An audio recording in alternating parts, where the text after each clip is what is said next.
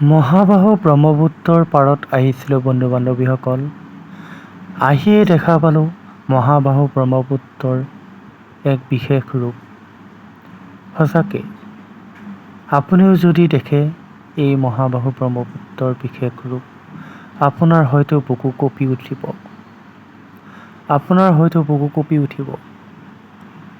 যদি আপুনি ওচৰৰ পৰা চাই, হয়তো আপোনাৰ বুকু কঁপি উঠিব।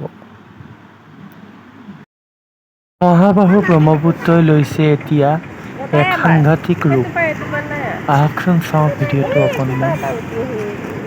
সঁচাকৈ চাওকচোন মহাবাহু ব্ৰহ্মপুত্ৰই কেনে ফুটুকাৰে ঢৌ খেলি খেলি আহি আছে।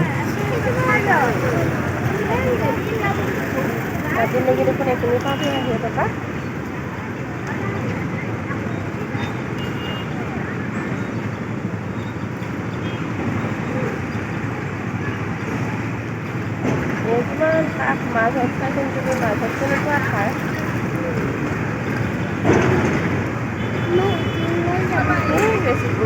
ওই রেসিপি খান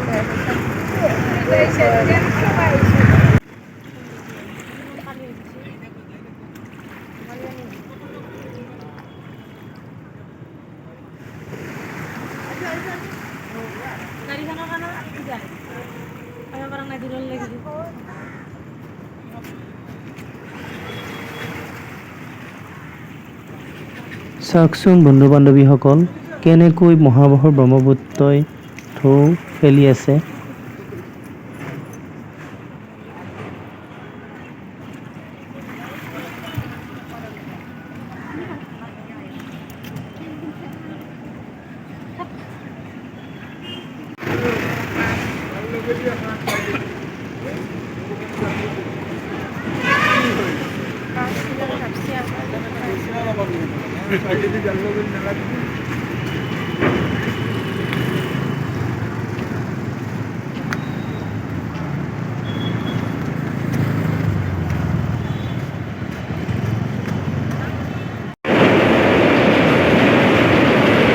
চাওকচোন বন্ধু-বান্ধৱীসকল, এয়া হৈছে মহাবাহু ব্ৰহ্মপুত্ৰৰ সোঁতৰ শব্দ।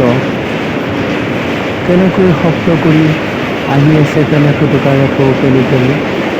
চাওকচোন বন্ধু-বান্ধৱীসকল।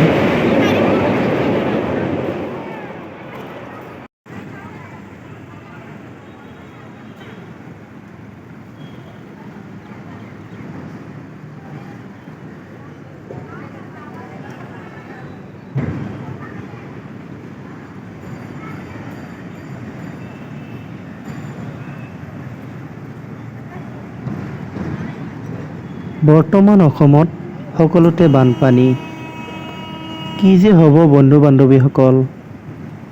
এই বানপানীয়ে অসমৰ মানুহৰ কিমান যে ক্ষয়-ক্ষতি কৰিলে বন্ধু-বান্ধৱীসকল।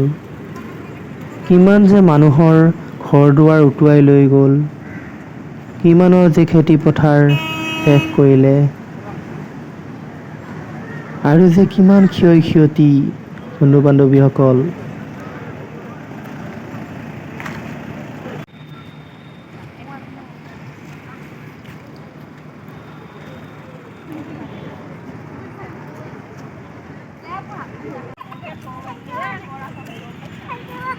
এইফালে চাই দিয়ে একবাৰ শুনো। ভিডিঅ'টো চাই কেনেকুৱা লাগিল কমেণ্ট কৰি জনাবচোন বন্ধু-বান্ধৱীসকল। আজিলৈ আহিছোঁ। জয় আই অসম।